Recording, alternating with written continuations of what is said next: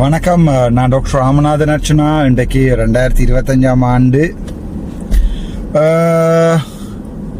April மாதம் 23ஆம் தேதி இந்த வீடியோ இது தொடர்பாக சொன்னால் டொன் பிரசாத் என்ற ஒரு நபருடைய கொலை தொடர்பான ஒரு வீடியோ. இது அரசியல் வீடியோ அல்லது ஒரு நியூஸ் ரீட் பண்ணுகின்ற வீடியோவும் அல்ல.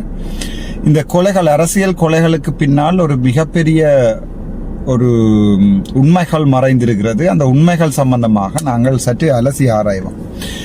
யார் இந்த டொன் பிரசாத் என்று நீங்கள் பார்த்தீங்கன்னு சொன்னால், இந்த டொன் பிரியசாத் அல்லது பிரசாத் எனப்படுபவர் 2009 ஆண்டுகளுக்கு பிறகு, நான் நினைக்கிறேன் 2009 ஆண்டுகளுக்கு பிறகுதான் பொது வழிகளில் முதலாக தோன்ற ஆரம்பித்திருக்கிறார். அதாவது என்றால் நேஷனல் ஆக்டிவிட்டிஸ் அல்லது ஆக்டிவிஸ்ட் என்று சொல்வார்கள்.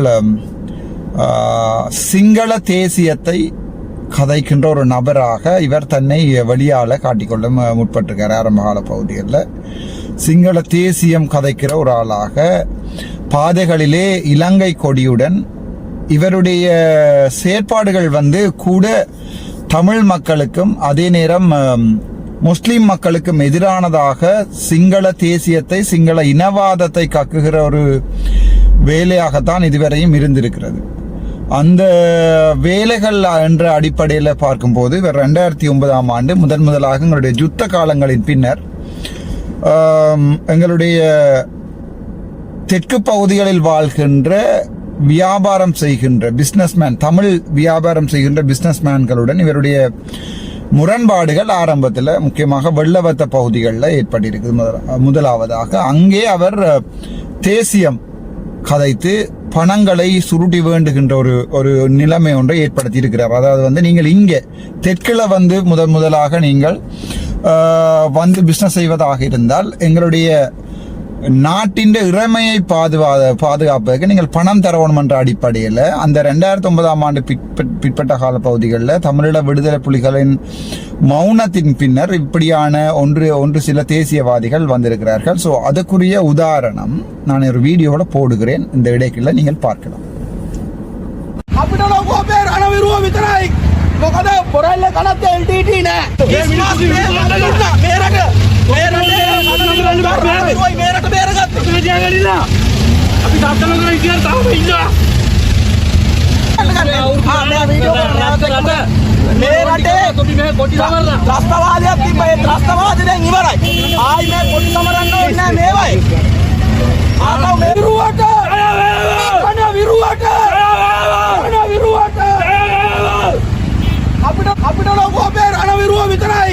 මොකද පොරල්ල කනත් LTT නෑ. ඒ නිසා අද මේ 30 වසරක යුද්ධයක් තිබිලා ඒ යුද්ධය නිමා කරපු දවසක්. එතකොට මේ රට වෙනුවෙන් SISපස්ලේ දන් දුන්නු රණවිරුවා. ඒ රණවිරුවවයි සිහිපත් කරන්න ඕනේ. අහිංසක මිනිස්සුන්ව කෑලි වලට පුපුරවලා යවපු LTT සමරනාපියකට විරුද්ධයි කියන්න අපි ආවේ. රණවිරුවට!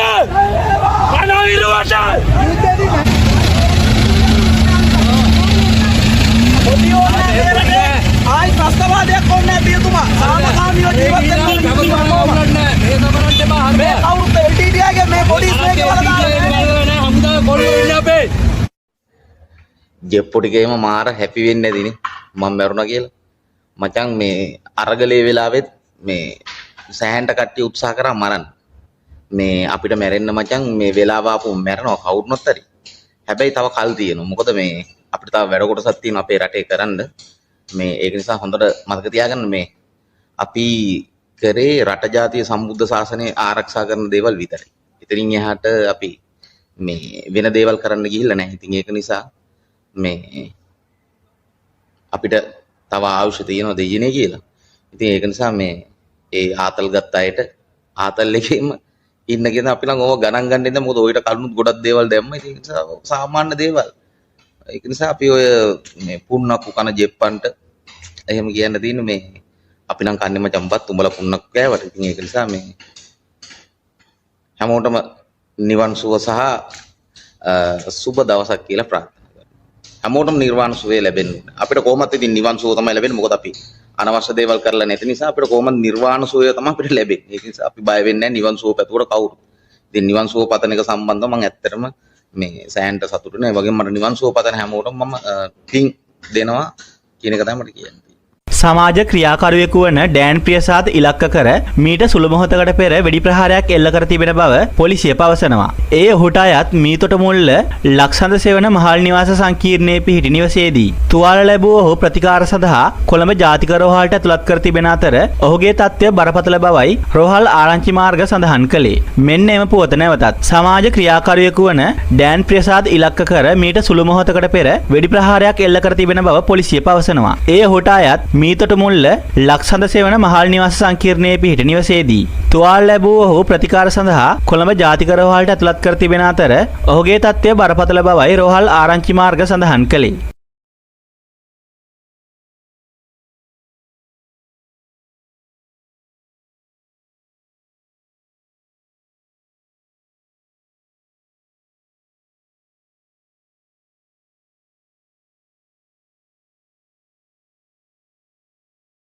වෙඩිපැදීමකින් ජීවිතක්ෂයට පත් වූ බවට මින් පෙර සඳහන් කළ සමාජ ක්‍රියාකාරී ඩෑන් ප්‍රියසාද් ජීවිතක්ෂයට පත්ව නොමැති බව පොලිස් මාධ්‍ය ප්‍රකාශක ජ්‍යෙෂ්ඨ පොලිස් අධිකාරී බුද්ධික මානතුංග මහතා සඳහන් කරනවා. එහිදී ඔහු සඳහන් කරන්නේ මෙවන විට වෙඩිපැතුණු ඩෑන් ප්‍රියසාද් දැඩි සත්කාර ඒකකයේ අසාධ්‍ය තත්ත්වෙන් ප්‍රතිකාර ලබන බවයි. රෝහල් ගත කරන ලද ඩෑන් ප්‍රියසාද් නැමැති පුද්ගලයා මිය ගිය බවට පළමුව කරුණු වාර්තා වුවත් ඔහු බරපතල තුවාල ලබා දැඩි සත්කාර ඒකකයේ ප්‍රතිකාර ලබන බවට තමයි දැනට තොරතුරු අනාවරණය වන්නේ.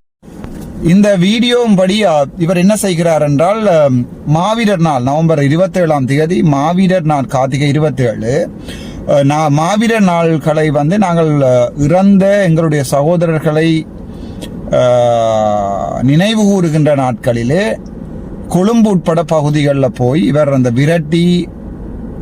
மிரட்டி பழி வாங்குகின்ற இந்த வீடியோ காட்சிகள் தான் இவை யூடியூபில் இருந்து எடுக்கப்பட்டவை. அதன் பிறகு அவர் நேஷனல் செக்யூரிட்டி கண்ட்ரிபியூஷன் என்ற அடிப்படையில் வந்து இலங்கை தேசியத்தின் பாதுகாப்புக்காக பணம் சேர்க்கின்ற வேலைகளில் முதலாவது ஈடுபட்டிருக்கிறார். அந்த உங்களுக்கு வடிவா தெரியும், நாங்கள் ஒரு புது விடயங்களை வந்து சிங்கள மக்களுக்குள்ள திணிக்கின்ற போது அவர்கள் இவர் வந்து எங்களுடைய சிங்கள இறையாண்மையையும் பௌத்த இறையாண்மையும் பாதுகாக்க போகிறார் என்று இவரை சிங்கள அரசியல்வாதிகள் தங்களோட பக்கத்தில் முக்கியமாக மஹிந்த ராஜபக்ச, நாமல் ராஜபக்ச போன்ற சிங்கள அரசியல்வாதிகள் இவரை பக்கத்தில் வைத்துக் கொண்டுதான் வரலாறு. அதன் பிறகு முக்கியமாக 2 இடங்கள் குருநாகல திகன இந்த இடங்கள்ல வந்து முஸ்லிம் மக்களுக்கு எதிராக கட்டவிழ்த்து விடப்பட்ட இனம் சார்ந்த வன்கொடுமைகளுக்கு முக்கியமாக திகனவில் வந்து இவர் பிரதான பங்காற்றி இருக்கிறார். முஸ்லிம் மக்களுக்கு எதிரான அந்த வன்முறை, கடைகள் எரிப்பு, நோ லிமிட் எரிப்பு போன்றவற்றில் இவர் முக்கியமான பங்கினை ஆற்றியிருக்கிறார். வளமையாக இவர் டார்கெட் பண்ணுவது முஸ்லீம் மக்களுக்கு எதிரான இனவாத கருத்துக்களை தான் வளமையாக இவர். ஆனால் தமிழ் மக்களை இவர் விட்டு வைக்கவில்லை. தமிழ் விடுதலை புலிகள் ஆதரவாளர்கள் என்று சொல்லி தனிப்பட்ட பொதுமக்களை பாதிப்புக்கு உட்படுத்துறது முதல் அவர்களுடைய உயிர் அச்சுறுத்தலை ஏற்படுத்த முதல் சகல விடயங்களையும் இவர் செய்திருக்கிறார். அது மட்டுமல்ல, சிங்கள சமூகத்தில் வாழ்கின்ற சிங்கள மக்களையும் வந்து இவர் அங்கே அந்த சிங்கள மக்கள் யார் தமிழருக்கு சார்பாக குரல் கொடுக்கிறாரோ அவர்களை எல்லாரையுமே முகப்புத்தகங்கள், இவருடைய ட்விட்டர் அக்கவுண்டுகள், அதன் பிறகு யூடியூப்புகள் போன்றவற்றில் வந்து அச்சுறுத்தல் விடுக்கிறது, அவர்களை மானபங்கப்படுத்துறது, அப்படி ஒரு வேலை செய்யும் போது சாதாரணமாக சிங்கள இனவரியுள்ள மக்கள் இவருக்கு சார்பாக ஒரு சிறு பகுதியினர் இவருக்கு சார்பாக வெளிக்கிடும் போது இவர் மீண்டும் ஒரு அரசியல் கட்சி ஒன்றை ஆரம்பிக்கிறார். அந்த அரசியல் கட்சியினுடைய வளர்ச்சி அவ்வளவு பெருசாக போகவில்லை. அதன் பின்பு 2019ஆம் ஆண்டு நினைக்கிறேன் ஈஸ்டர் அட்டாக் நடக்கின்ற போது அந்த ஈஸ்டர் அட்டாக் என்பதை இவர் பெரிய விடயமாக முஸ்லிம் மக்களுக்கு எதிராக திருப்புவதற்காக முஸ்லிம் மக்கள் அனைவருமே எங்களுடைய நாட்டின் இறையாண்மைக்கு எதிரானவர்கள் என்று ஒரு கதையை பெறப்படுவதில் மிக பிரபல்யமாக மாறியிருக்கிறார். சிங்கள மக்கள் கூட அதை நம்பித்தான் அரசாங்கம் 2019ஆம் ஆண்டு ஜனாதிபதி தேர்தலில் மாறி இருக்கிறது. ஆகவே நல்லாட்சி அரசாங்கம் கவிழ்க்கப்பட்டு சிங்கள மிதவாத போக்குடைய கோத்தபாய ராஜபக்ச அவர்களுடைய அந்த அரசாங்கம் அரசமைக்கிறதுக்கு வந்து மிக பிரதானமாக காரணியாக இந்த டவுன் பிரசாத் இருந்திருக்கிறார். அதுதான் இந்த வலிமையான வரலாறு. ஆனால் இவருடைய செயற்பாடுகளை பார்த்து இவர்களோட நின்ற மக்கள், முக்கியமாக திகன கடை எரிப்பு நேரங்கள்ல, முஸ்லிம் மக்களுடைய சொத்துக்கள் சூறையாடப்பட்டு கடைகள் எரிக்கப்படுகின்ற நேரங்கள்ல அவரோட நின்றவர்களோட யோசிச்சுட்டு இருக்கார், நாங்கள் இவரை சப்போர்ட் பண்றதா அல்லது இவருக்கு ஆம்புலன்ஸை கால் பண்றதான்னு. அந்த அளவுக்கு வந்து இவருடைய செயற்பாடுகள் மிகவும் மோசமாக நடந்திருக்கிறேன் என்று சொல்லி டெய்லி மிரர் பத்திரிகையிலே இங்கே தரப்பட்டிருக்கிறது. அதனுடைய விளக்கத்தை நான் இங்கே வாசித்து கொண்டிருக்கிறேன். அதன் பிறகு வந்து இவர் அந்த மக்கள் ஃபன் பண்ணுகின்ற போது சிங்கள தேசியவாதங்களுக்கு மிதவாதங்களுக்கு சார்பாக இந்த நாடு சிங்களவருடைய நாடு என்ற அடிப்படையில் மக்கள் வந்து பணத்தொகைகளை வழங்குகின்ற போது இவர் துபாய் நாட்டுக்கு போய் அங்கே ஒரு சில துபாய் இந்த முஸ்லிம் மக்களுக்கு எதிராக கதைத்தாரோ அதே துபாய் நாட்டுக்கு போய் அங்கே பணம் சேகரிக்கின்ற வேலைகளில் ஈடுபட்டது மட்டும் இல்லாமல் அங்கே மீண்டும் இங்கே ஒரு துபாய் நாட்டிலே ஒரு முஸ்லிம் பெண்மணி ஒருவருடன் சேர்ந்து ஒரு களியாட்டங்களில் ஈடுபடுவது போன்ற வீடியோக்களை டிக்டாக்கில் வெளியிட்டு மிகவும் பிரபல்யம் அடைந்து அது முஸ்லிம் சமூகத்தினுடைய கலாச்சாரங்களை இவர்கள் அடிப்படையாக முஸ்லிம் மக்களுடைய மதங்களுக்கு எதிராக, நான் எப்போதுமே பிஸ்மில்லா இர்ரஹ்மான் இர்ரஹீம், நான் அதை ஸ்டார்ட் பண்றது என்னுடைய பேச்சுகள் வந்து சில இடங்கள் முஸ்லிம் சார்பாக கதைக்க போகின்றன. நான் அவர்களுடைய மதத்தை மதிக்க தெரிந்தவன். இன்ஷா அல்லாஹ் அஸ்ஸலாமு அலைக்கும் வரஹ்மத்துல்லாஹி வபரகாத்துஹு என சொல்ல தெரிந்தவன். ஏனென்றால் அவர்களுடைய அது மனதில் இருந்து வர வார்த்தைகள், அவர்களுடைய மதம், அவர்களுடைய நம்பிக்கையை நாங்கள் மதிக்கும் போதுதான் முஸ்லிம் மக்கள் அவர்களுடைய நம்பிக்கையை எங்கள் மீது திணிப்பார்கள், நம்பிக்கையை திணிப்பார்கள்.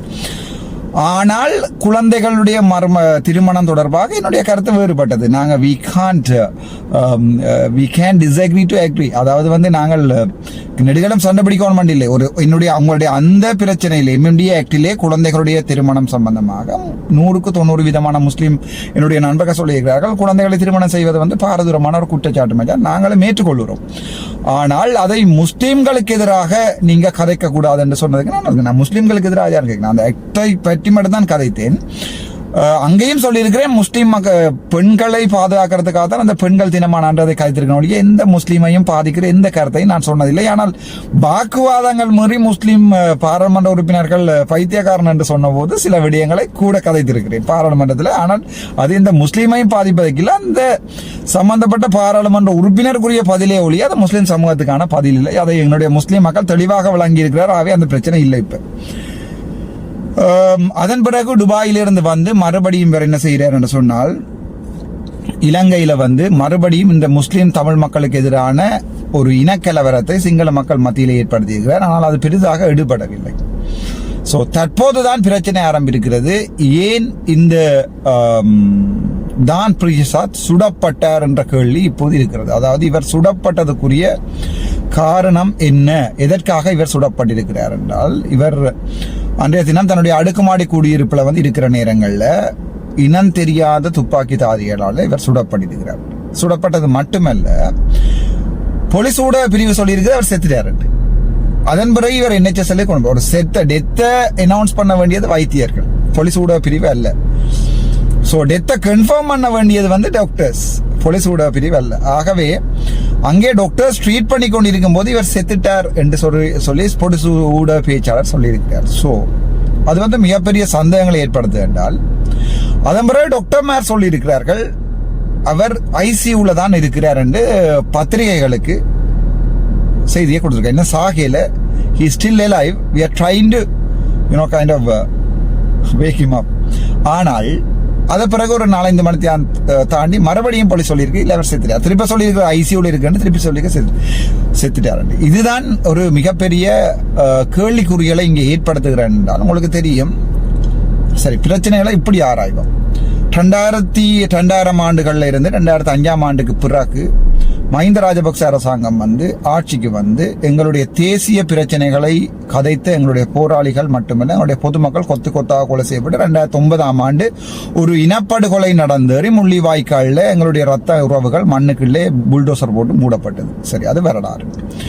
அதன் பின்னர் 2014 ஆண்டு நல்லாட்சி அரசாங்கம் ஒன்று வந்தது. அந்த நல்லாட்சி அரசாங்கம் வந்தும் அதன் பிறகும் நடந்தது ஈஸ்டர் குண்டு தாக்குதல். அரசியல் ஊத்த அரசியல். 2009 ஆண்டுக்கு பிறகு அந்த ஈஸ்டர் குண்டு தாக்குதல் மூலம் நாட்டை வந்து திருப்பி பாதுகாக்கணும் என்றால் கோத்தபாய ராஜபக்சவால் தான் முடியும் என்று சொல்லி கோத்தபாய ராஜபக்ச வந்திருக்கிறார். அந்த நேரங்களில் ஊழலுக்கு எதிராக யாரும் கதைக்கல. ஆனா என்னுடைய பிரச்சனை என்னவென்றால் எங்களுடைய அந்த நேரங்கள் எல்லாம் உதாரணத்துக்கு 2006 போர் நிறுத்த நிப்பாட்டு மீண்டும் தமிழ் மக்களுக்கு எதிராக ஆயுத போராட்டத்தை தொடங்கு என்று சொன்னது அன்றகுமார் திசாநாயக்கவும் விமல் வீரவன்சவும் அவர்களுடைய பேச்சுக்களே இருக்கிறது. 2004 சுனாமி அடிக்கும் போது தமிழ் மக்களுக்கு சுனாமி ஃபண்டை கொடுக்கக்கூடாது என்று நிறுத்தியது எங்களுடைய அன்றகுமார் திசாநாயக்.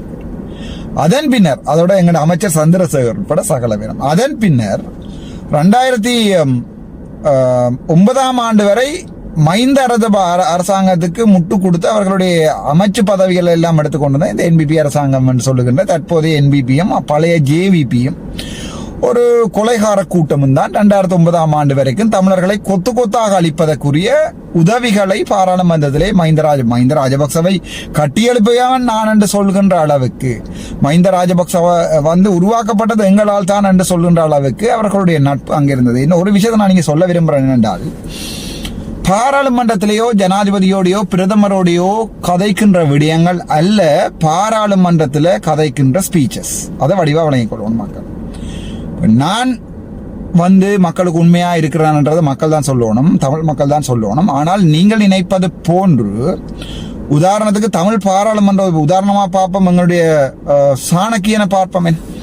சாணக்கியன் இவ்வளவு ஒரு விடுதலை வேட்கையா அவர் உரையாற்றுகிறாராக இருந்தால் அவருடைய செயற்பாடுகளும் விடுதலை வேட்கையா இருக்க வேணும். ஆனா அங்க அது என்ன மாதிரி இருக்குன்னு சொன்னால், ஜனாதிபதியிடம் போய் டீல் கதைக்கிற அளவுக்கு தான் சாணக்கியன் அவர்களுடைய அன்றைக்கு கட்சி தலைவர்களுடைய கூட்டத்தில் அலையா விருந்தாளியாக சாணக்கியன். கட்சி தலைமைக்கும் அவருக்கும் எந்த சம்பந்தமும் இல்லை. நான் சுயேட்சை குழு 17 உறுப்பினரோட தலைவர் என்ற அடிப்படையில் நான் போகும்போது நாங்கள் இருக்க வேண்டிய கதிரைகளிலே தாங்கள் இருந்தவர்கள் கதிரைக்கு அடிபடுவோம் நான் இல்லை. ஆகவே எனக்கு அது கவலை இல்லை. ஆனால் அங்கே நடந்த ஜனாதிபதியோட கூட்டத்தில் அவர் கதைத்த விடயங்கள் வெளி மேடைகளில் பேசுகிற தேசியத்துக்கு சம்பந்தம் இல்லாம இருக்கிறது. அதான் பிரச்சனை. அது தவிர சாணக்கியன் ஓப்பனாகவே சொல்லிக் கொண்டிருக்கிறார் என்னென்றால் தான் பிள்ளையானுடைய கைதுக்கு காரணமாக இருக்கிறார். சோ இந்த சாணக்கியன் எங்கே இருந்து வந்தவர் என்று சொன்னால், பிள்ளையானுடைய சகா பிள்ளையானை உருவாக்கிய கோத்தபாய ராஜபக்ச மஹிந்த ராஜபக்சனுடைய அரசியல் பின்புலங்கள்ல இருந்து அந்த சாணக்கியன் என்றவர் அரசியலுக்கு வந்தவர். சோ அப்படி வந்த சாணக்கியனை நாங்கள் தமிழரசு கட்சிகளை எடுத்திருக்கிறோம். என்னென்றால் தமிழரசு கட்சி சோரம் போய் இப்போது வருட கணக்காகிறது, 15 வருடங்கள் ஆகிறது. சோ இவர்கள் திட்டமிட்டு என்ன செய்திருக்கிறார்கள் என்றால், அந்த அரசாங்கம் அப்போது இருந்த 2009 இருந்த அரசாங்கம் சாணக்கியனை தமிழரசு கட்சிகளை அனுப்பியிருக்கு திட்டமிட்ட ரீதியில. நீங்கள் அந்த பக்கம் இருந்து கொண்டு பொதுமக்களுடைய தளத்தையும் பெற்றுக்கொண்டு வாக்கினையும் பெற்றுக்கொண்டு அரசியலில் தங்களுக்கு சப்போர்ட் பண்ணுவதற்காக தான் சாணக்கியனை அனுப்பியிருக்கு. அவருடைய சகாவான சட்டத்தரணி சுமந்திரன் கூட இதுவரை காலமும் தமிழ் அரசியல்ல தமிழ் மக்களுக்கு என்னத்தை செய்து கேட்டுக்கா கேள்விக்கொடு. இப்ப எல்லாரும் என்ன கேட்கலாம், நீங்கள் 6 மாதம் என்ன செய்திருக்கிறீங்கன்னா, நான் துணிவோட உண்மையான விடயங்களை மட்டும் காய்ச்சி கொண்டிருக்கிறேன். நான் எந்த அரசியல்வாதியோட டீல் பேசினதோ அல்லது இந்த ஜனாதிபதியோட கைக்க போய்களை சொல்லாம போய் கதைச்சதோ வீடியோ வழியா வந்ததாகவோ அல்லது எந்த ஒரு மற்ற கட்சியோட டீல் கதைச்சதாகவோ உங்களுக்கு நீங்கள் எப்பயாவது கேள்விப்பட்ட நேரடியாக என்னோட சொல்லலாம். நான் உண்மையாக இருத்தலே அரசியலில் பெரிய ஒரு வரலாறுன்னு நான் நினைக்கிறேன். நான் என்ன பொறுத்த வரைக்கும் எனக்கு எந்த கழுசடையான அரசியலும் தேவையும் இல்லை.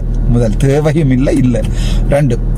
ஆகவே இங்கே நாங்க பார்க்கணும், அந்த சிங்கள பேரினவாத கட்சியாக உருவெடுத்தது மஹிந்த ராஜபக்ச கோத்தபாய ராஜபக்சனுடைய கட்சி.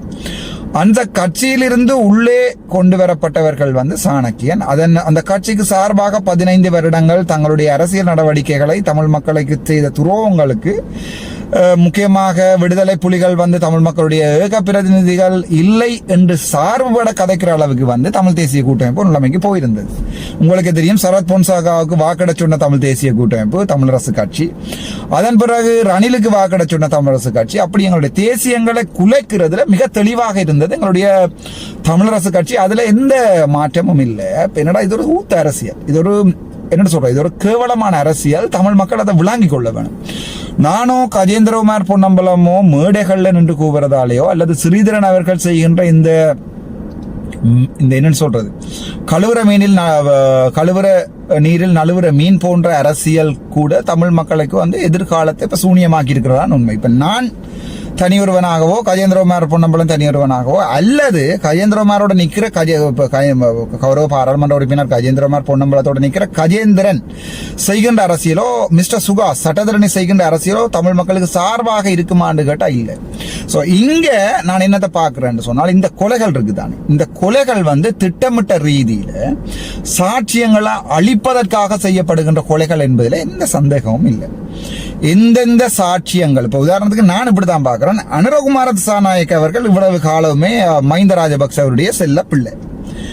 அதுக்கு முதல் சந்திரிகா பண்டார நாயக்கவுடைய செல்ல பிள்ளை. அதுக்கு பிறகு சந்திரிகா பண்டார நாயக்கவை கொண்டவர் வந்து அப்போது இருந்த சந்திரிகா பண்டார நாயக்க காலத்திலே அமைச்சு பதவி பெற்றவர் அனுரகுமார திசாநாயக்க.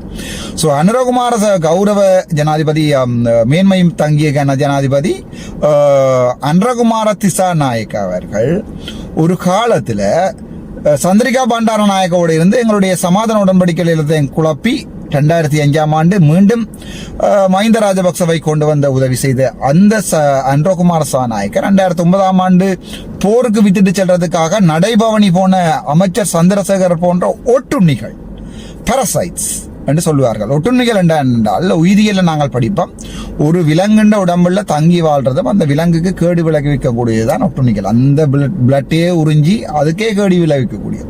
சோ இந்த பாரசைட்ஸ், இந்த பொலிட்டிக்கல் பாரசைட்ஸ், அதை நான் சொல்றேன் அரசியல் ஒட்டுண்ணிகள் என்று சொல்றேன். என்றால் பாரசைட் நாளைக்கு டிஃபமேஷன் போட இல்லாத என்ன ஒரு ஒட்டுண்ணி என்று சொல்லிட்டேன் அல்ல. அந்த கருத்துக்களை நீங்க விளங்கிக் கொள்ளணும். என்றால் பாரசைட் என்றால் அந்த அதில் விளங்கா போய் நீங்கள் டிஃபமேஷனை போட்டால் நான் விளங்கப்படுத்துறேன் நீதிமன்றங்கள்ல. என்னென்றால் பொலிட்டிக்கல் பாரசைட், தமிழ் மக்களுடைய வாக்கள் எடுத்துக்கொண்டு முக்கியமாக பாத்தீங்கன்னா இப்ப எங்கட சந்திரசேகர தமிழ் மக்களுடைய வாக்குகளை ஒன்று கூட எடுக்காம தேசிய பட்டியல்ல வந்து தமிழ் மக்களுக்கு வடக்கு மக்களுக்குரிய ஒரு அமைச்சராக மாறி, மீன்பிடி அமைச்சராக மாறி, அது தவிர இன்னொரு 3 பாராளுமன்ற உறுப்பினர்களையும் வைத்துக் கொண்டு தமிழ் மக்களுடைய ரத்தத்தையே உறிஞ்சி தமிழ் மக்களுக்கே வருத்தங்களை ஒட்டுணி என்று சொன்னா உங்களுக்கு தெரியும், டிக் நாயில இருக்கிற டிக் இருக்குதானே, அதை வந்து ஒட்டுணி என்று சொல்லுவாங்க. அரசியல் ஒட்டுணிகள் என்றால் யார் என்றால் அந்த மக்களுடைய வாக்குகளையே உறிஞ்சி அந்த மக்களுக்கே கேடு விளைவிக்கக்கூடியவர்கள் அரசியல் ஒட்டுணிகள். அந்த வகையில தான் இப்ப நான் நேற்று தினம் பார்த்தேன், சுஹாஸ் அவர்கள் பேசியிருக்கிறார் இந்த 3 பாராளுமன்ற உறுப்பினர்கள் வந்து குட்டை நாய்கள் என்று. அதன் பிறகு ரஜீவன் ஜெயச்சந்திரமூர்த்தியோ அவர் போட்டுகிறார் வாயில்லை சைக்கிள் சுகாசுக்கு வாயில்லை என்றால் பெட்ட நாய் கொண்டு போயிடும் என்று. சோ இப்படி மட்ஸ்லிங் அடிக்காம நான் நினைக்கிறேன் சுகாஸ் அவர்கள் சொல்லணும் தான் இதுவரை காலமும் அரசியல்ல வந்து என்னத்தை செய்திருக்கிறேன் பொதுமக்களுக்கு தன்னுடைய கோட்பாடு என்ன என்ற போயிட்டு தான் வாக்களிக்கணும். சுகாஸ் அவர்களுக்கு கூட பாராளுமன்ற தேர்தலில் வாக்குகள் விளையலை என்றா அதன் அடிப்படை என்ன எப்படி என்று நான் பார்க்கிறேன் என்று சொன்னா அவரே மக்கள் ஏற்றுக்கொள்ள. ரஜீவன் ஜெயச்சந்திரமூர்த்திக்காக அந்த வாக்குகள் விழுந்ததான்னு கேட்டால் ராமநாதன் அர்ச்சுனாக்காக ஊசிக்கு விழுந்த வாக்குகளா அல்லது ஊசி என்ற கட்சி காலங்காலமாக இருந்து அதில் ராமநாதன் அர்ச்சுனா வந்தால விழுந்த வாக்குகளான்றது நீங்கள் தான் சொல்லுவோம். அதை சுமந்திரன் ஐயாக்கம் படிப்பீங்கோ 27,800 அதில் 2 மடங்கு தான் கிட்டத்தட்ட வேற 63,000 மூன்றில் ஒன்று இல்லை. அதை விட எனக்கு 20,000 வாக்குகள், சுமந்திரன் ஐயாவுக்கு 10,000 வாக்குகள். ஆனால் அவர் அனுப்பி வைத்திருக்கிற தப்பான சத்தியலிங்கத்துக்கு 5,000 வாக்குகள். இதை எங்களுடைய சுமந்திரன் ஐயாவுக்கு யாராவது முடிஞ்சா சொல்லுங்க. அவர் சட்டத்தரணி, ஆனால் 1, 2, 3 தெரியுமோ தெரியவில்லை. தெரியாவிட்டால் அரை 3-1 விளக்கங்களை சொல்லுங்கள். அதை தவிர அவரை நான் மானவங்கப்படுத்தவோ கஷ்டப்படுத்தவில்லை. பட் ஒரு விடயங்களை கதை கேட்கலாம், கொஞ்சம் யோசிச்சு கதைக்கணும். திரு சுமந்திரன் அவர்கள், மிஸ்டர் சுமந்திரன் சட்டத்தரணி அவர்கள். ஸோ நான் இப்போ எப்படி பார்க்குறேன்னு சொன்னா இவ்வளவு காலமும் அரசியலை உங்களுக்கு மிக தெளிவாக விளங்காட்டி இப்போ விளங்கிக் கொள்ளுங்க. மஹிந்த ராஜபக்ச அரசாங்கம், கோத்தபாய ராஜபக்ச அரசாங்கம் அதில் ஒரு கைக்கூலி பிள்ளையான் கருணாமன் தமிழ் இனத்தின் வேட்கையை அழிக்க, இன்னொரு கைக்கூலியாக இருந்த சாணக்கியன் வந்து அந்த நேரம் பிள்ளையானுக்கே பிரச்சாரம் செய்த சாணக்கியன் வந்து மறுபடியும் தமிழ் மக்கள் பிரதிநிதியாக கிழக்குல இருந்து வேற எல்லாரும் சொன்னார்கள் கிழக்குல தமிழ் தேசியம் இருக்கு. நான் சொல்றேன் கிழக்குல தமிழ் தேசியம் அழிஞ்சிட்டு சைவர் என்று சொல்றேன். ஏனென்றா கிழக்குல இருந்து நீங்கள் யாருக்கு ஓட் போட்டுக்கிறீங்க சாணக்கியன் என்ன செய்யறாருன்னு சொன்னால் தமிழ் அரசியல்வாதிகளை வந்து தமிழ் மக்களுடைய வேட்கை என்பதை வித்து கொண்டிருக்கிறார். தன்னுடைய சுய லாபங்களுக்காக வித்து கொண்டிருக்கார், சுய அரசியல் லாபங்களுக்காக. காசு லாபங்கள் எனக்கு தெரியாது. பட் அது அண்மையிலையும் நான் பார்த்தேன்னா அவர் வேண்டின அந்த காசுகளுக்கு இங்க இன்கொயரிஸ் போகுதுன்னு ஏதோ போய் கொண்டிருக்காது பார்ப்போம், வழக்கல் நடக்க பார்ப்போம். அதை அனுரகுமார திசாநாயக்க கேண்டிக்கு செல்லும் போது நான் உங்களுக்கு கோல் அழைக்கிறேன் என்று சொன்ன அனுரகுமார திசாநாயக்க கோல் அழைத்து என்ன சொல்லி இருப்பாருன்றதை எனக்கு தெரியாது, நீங்க தான் பார்க்கணும். அன்றைய தினம் ஜனாதிபதி சந்திப்புல வந்து இவர் மொபைல் நம்பரை கேட்கிறார் எங்களுடைய சாணக்கியர். நான் இப்ப எந்த ஜனாதிபதியும் பிரதமர்கிட்டையும் வாழ்க்கையில மொபைல் நம்பர் கேட்டதில்லை. என்னுடைய மொபைல் நம்பர் என் ஃபேஸ்புக்ல இருக்கு. நீங்க வேணுமெண்டா கான்டாக்ட் பண்ணலாம், ரெக்கார்ட் ஆகும், ஓப்பனா கதைக்கலாம். we are very keen to open talk. ஆனால் ஒரு ஜனாதிபதியின் ஒரு பிரதமர் எங்களுடைய ஸ்ரீதரன் ஐயா பாத்தீங்கன்னா எனக்கு முன்னாலதான் மேடம் உங்களுடைய போன் நம்பர் ப்ளீஸ் இப்படிதான் கேட்டார், உங்களுடைய போன் நம்பர் ப்ளீஸ். எங்களுடைய கட்சி தலைவரோட கூட்டத்தில் ஸ்ரீதரன் அவர்கள் கேட்டிருந்தவர். போன் நம்பர் வேண்டது பிள்ளையா இல்லையான்றது வேற, போன் நம்பர்ல என்னதை கதைக்கிறீங்கன்றது சரியான முக்கியம். அதே எங்க ஜனாதிபதி மீட்டிங்ல அழைக்கப்படாத விருந்தாளியா வந்த சாணக்கியன் அவர்கள் என்ன செய்திருக்கிறாருன்னு சொன்னா, இப்போ ஜனாதிபதி சொல்றாரு உங்களுக்கு கோல் எடுத்தாலும் ஆன்சர் பண்றீங்க இல்ல சார்ன்னு சொல்ல, இப்ப அவர் சொல்றாரு நீங்கள் எடுங்கோ நாங்கள் கதைப்போம் சொல்ல, அப்ப நான் இந்த ஒரு கேண்டிக்கு போறேன், கேண்டியும் போகும்போது நீங்கள் கோல் எடுங்கோ நான் கதைத்து கொண்டே போகிறேன் அடிப்படையில். இப்ப நான் அதை எப்படி பார்க்கிறேன்னு சொன்னால், இவர்கள் தங்கள் உள்ளுக்குள்ள டீல் அடிச்சு கொண்டு கிழக்கு மாகாண மக்களை முழுக்க மாற்றுகிறார்கள். கிழக்கு மாகாண மக்கள் சில பேருக்கு கோபம் பெறும், என்ன விசற்கதை கைக்கிறார் கோபம் தான் நல்லம். ஏனென்றால் நீங்கள் ஒரு காலப்போக்கில் தான் அதை விளங்கிக் கொள்வீங்க. சில விடயங்களை இதுவரை கால அரசியல், இந்த 6 மாத அரசியல் வரலாற்றுல நான் சில விடயங்களை பொதுமக்களுக்கு சொல்லிக்க ஒட்டுமொத்த பொதுமக்களுமே எதிர்த்து, முக்கியமாக என்னுடைய குவார்டர்ஸ் உடைச்சு வழக்குகள் நடந்து கொண்டிருக்கிற ஒருவர் தொடர்பாக அவரை கணக்கே எடுக்காம நான் எனக்கு விளங்கிச்சு. இந்த இன்ஸ்டிங் சொல்லிட்டு இஸ் ராங் பர்சன். நான் அவரை விட்டா பிறகு அவர் குவார்டர்ஸ் எல்லாம் உடைச்சு கூத்தடிச்சா பிறகு தான் பொதுமக்களுக்கு விளங்கினது, அவருடைய லைவ்கள்ல இருந்தும் அவருடைய பேட்டிகள் இருந்தும் விளங்கினது இவர் ஒரு கட்ட மனுஷன் என்றதை மக்கள் புரிந்து கொண்டார்கள். அப்ப சொன்னார்கள், ஓ நீ சொன்னது சரி என்று. எங்களுடைய மயூரன் நான் முதலே கணிச்சு சொல்லிக்கல, நான் எங்களுடைய போஸ்டல் ஓட்டிங் முன்னு சொல்லி போட்டேன், மயூரனுக்கும் ஜோபாலனுக்கும் ஓட் போட வேண்டாம் என்று காலம்தான் பதில சொல்லியிருந்தது. அவர்கள் எப்படிப்பட்டவர்கள் என்ற பதில காலம்தான் சொல்லியிருந்தது. சோ இந்த விடயத்தை நான் கதை கேட்கல. கிழக்கு மாகாண மக்கள் நினைக்கலாம், ஓகே இவர் ஏதோ பொலிட்டிக்கல், எனக்கு எந்த பொலிட்டிக்கல் பிளானும் அல்ல. தெளிவாக சொல்லுறேன், நீங்க நம்பி இருக்கிறால நம்புறத கொஞ்சம் வெரி கோஷன். ஏனென்றால் நான் நினைக்கிறேன் கிழக்கு மாகாணத்துல இருந்த தமிழ் தேசியம் இறந்துட்டேன்னு நினைக்கிறேன். நான் என்னோட மக்களுடைய மனசுல தமிழ் தேசியம் இருக்கு. அவர்கள் வாக்கு போட்டது சாணக்கியனுக்கு, அவர் யாரோட நிக்கிறாருன்னா சுமந்திரனுக்கு. அவை கிழக்கு மாநிலத்துல இந்த தடவை நீங்கள் சுமந்திரனுக்கு வாக்கு போடுவீர்களாக இருந்தால் அந்த அவ்வளவு உள்ளூராட்சி சபையுடைய நடவடிக்கைகளும் அப்புறம் என்பிபி அரசாங்கத்துக்கு சார்பாக தான் போகும். இந்த தமிழரசு கட்சி 2 விதமான ஊத்தவாளி வேலைகளை பார்க்கிறது. சரி, அதனால ஆறுதலாக அடுத்த வீடியோல போடுகிறேன், இல்லாட்டி இதுலயே கதைப்போம். இந்த தமிழரசு கட்சி 2 விதமாக இந்த ஊத்தவாளி, அதாவது தமிழ் மக்களுடைய அரசியல் விபச்சாரங்களை 2 வகையா கொண்டு போகுது. ஒன்று என்னென்றால் சுமந்திரன் சாணக்கியன் உட்பட்ட அந்த கூட்டணி என்ன செய்யுதுன்னு சொன்னா, மேடைகள்ல அன்றகுமார் நாயக்க பேசுறதும், மற்ற சுமந்திரன் பாராளுமன்றத்தில் அங்க இருக்கிற பாராளுமன்ற உறுப்பினர்களை விமர்சிக்கிறதும், சுமந்திரன் அல்ல சாணக்கியன், சுமந்திரன் ஐயா மேடைகள்ல அனுரவை விமர்சிக்கிறதும். ஆனா அதுல பின்புலத்தை பாத்தீங்கன்னு சொன்னா சுமந்திரனுக்கு 2 பாதுகாப்பு கொடுத்திருக்கு. அதாவது தமிழ் மக்களுடைய இந்த அரசியலை விளங்காத நீங்கள், மறுபடியும் சொல்கிறேன், இந்த அரசியலை நீங்கள் விளங்கலே என்று சொன்னால் நான் நினைக்கிறேன் இது ஒரு பாரதூரமான பிரச்சனையா இருக்கும். அந்த அரசியலை நான் உங்களுக்கு விளங்கப்படுத்துறேன், கேளுங்க. அந்த அரசியல் என்னன்னா, தமிழரசு கட்சி இப்ப 2 விதமான அரசியலை தமிழ் மக்களுக்கு இடையில, ஒன்று அரசாங்கத்துக்கு எதிராக இருக்கிறவர்களுடைய வாக்குகளை வேண்டதுக்காக ஸ்ரீதரன் அவர்கள் இறக்கப்பட்டிருக்கார். ஸ்ரீதரன் என்ன செய்கிறார், அரசாங்கம் கூடாது தமிழ் மக்கள் அரசாங்கத்துக்கு எதிராக இருக்கிறவர்கள் என்ன செய்யறார் சொன்னா இங்க வரையணும். இன்னொரு பக்கம் சுமந்திரனும் சாணக்கியனும் என்ன செய்யறார்கள் என்று சொன்னால், தேசியத்தை கதைச்சு அந்த வாக்குகளை வேண்டி வச்சுக்கொண்டு அரசாங்கத்தோட டீல் அடிக்கிறார்கள். சோ இந்த தமிழரசு கட்சி என்ன செய்யுது என்றால், இப்போது இந்த பக்கம் சுமந்திரன் சாணக்கியன் ஒரு பக்கம் மக்களுடைய கிழக்குமான வாக்குகளை எடுத்து அதை அரசாங்கத்துக்கு அரசியல் லாபங்களுக்காக விற்று டீல் அடிக்கும் போது, மற்ற பகுதிக்குள்ள ஸ்ரீதரன் அவருடைய ஆதரவாளர்கள் எதிரானது மாதிரி காட்டிக்கொண்டு அந்த வாக்குகளை எடுத்துக்கொண்டு திருப்பியும் அரசாங்கத்துக்கு தான் தமிழ் மக்களை விற்குது. அந்த விடயத்தை விளங்கி கொண்ட எனக்கும் பாராளுமன்ற உறுப்பினர் கஜேந்திரன் அவர்களுக்கும் நாங்கள் தனித்தனியா நிக்கிறபடியோ ஒரு குரலாக சொல்லலாமே இருக்கு. நான் ஒரு மிக தெளிவான அழைப்புகள் கூட விட்டிருக்கேன். பாராளுமன்ற உறுப்பினர் கஜேந்திரகுமார் பொன்னம்பலம் அவர்களுக்கு ஒரு மிக தெளிவான அழைப்புகளை விட்டிருக்கேன். என்றால் நாங்கள் இந்த விடயங்கள் தெளிவாக அலசி ஆராய்ந்து, எங்களுடைய கொள்கைகள் வேறு, நான் வேறு சரியான வெளிப்படையானவன், உங்களுடைய கொள்கைகள் வேறு, உங்களுடைய தையீட்டு தொடர்பான கொள்கைக்கு என்னுடைய அந்த நடவடிக்கைக்கு எனக்கு எதிர்ப்பு இருக்கிறது, நான் ஆகவே கருத்து தெரிவிக்காமல் நான் ஒதுங்கி இருக்கிறேன், நீங்கள் அதை செய்து கொள்ளுங்கள். ஆனா இந்த தமிழ் தேசியத்தை பாதுகாக்கிறது எங்களுடைய போராளிகளுடைய கடைசி மூச்சில இருந்து வந்த அந்த கந்தக காற்றுகள்ல வந்த கடைசி வரிகள். ஏதோ தாயகம் ஏதோ என்று சொல்லுவார்கள், அதை நான் சொல்லல. ஏதோ தாகம் ஏதோ தாயகம் என்று சொல்வார்கள். அதை காப்பாற்றுகின்ற, அதை குற்றியூராக விடக்கூடாத அந்த பயணத்தில் நீங்கள் உங்களோட நிற்கிறவர்களை நீங்களே வச்சுக்கொள்ளுங்க, என்னோட நிற்கிறார்கள் நான் வச்சுக்கொள்வேன். அரசியல்ல ஒரு கட்சியால இருந்து கஜேந்திரகுமார் பொன்னம்பலம் பெருசா, ராமநாதன் அர்ச்சுனா பொன்னம்பலம் பெருசா, நீங்கள் தான் பெருசா, அதை நான் ஒத்துக்கொள்றேன். எனக்கு இந்த எந்த பெரியவனாக வேணும் என்ற எந்த அரசியல் தேவையும் இல்லை. உங்களுடைய தந்தையாட வரலாறு, உங்களோட வரலாறு, அதெல்லாம் அரசியல்.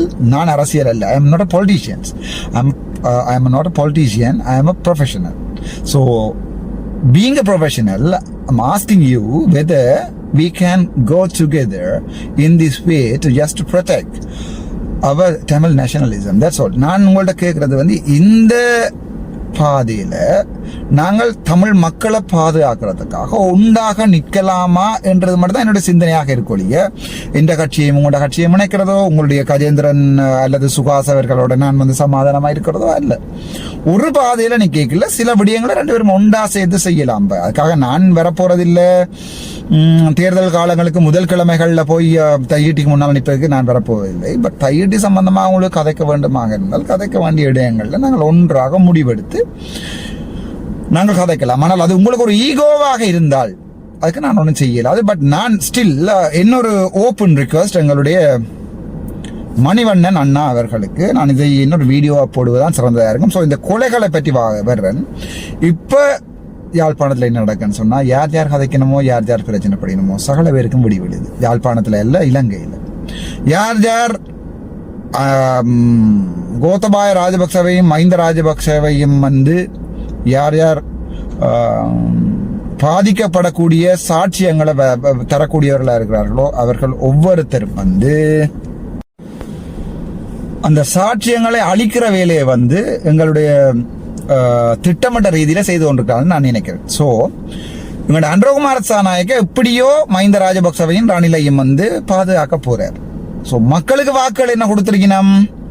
மக்களுக்கு கொடுக்கப்பட்ட வாக்குகள் வந்து அவர்கள் எல்லாருக்கும் தண்டனை கிடைக்கும். தண்டனை கிடைக்கணும்ன்றா நீதிமன்றங்களுக்கு போகணும். இப்போதைக்கு நீதிமன்றங்கள் சுயாதீனமாக இயங்குகிறது. ஆகவே சுயாதீனமாக இயங்குகின்ற நீதிமன்றங்கள்ல தண்டனை கிடைக்கப்பட்டும் என்ற பட்சத்தில் சாட்சிகளை அளிக்கிறார்கள். ஒவ்வொரு சாட்சிகளாக சுட்டுக்கொண்டே இருக்கிறார்கள். உங்களுக்கே தெரியும், ஒவ்வொரு அரசாங்கத்தின் முன்னை நாள் கைக்கூலிகளாக இருந்த ஒவ்வொரு பாதாள உலக குழு என்று சொல்லி சுடுகிறார்கள்.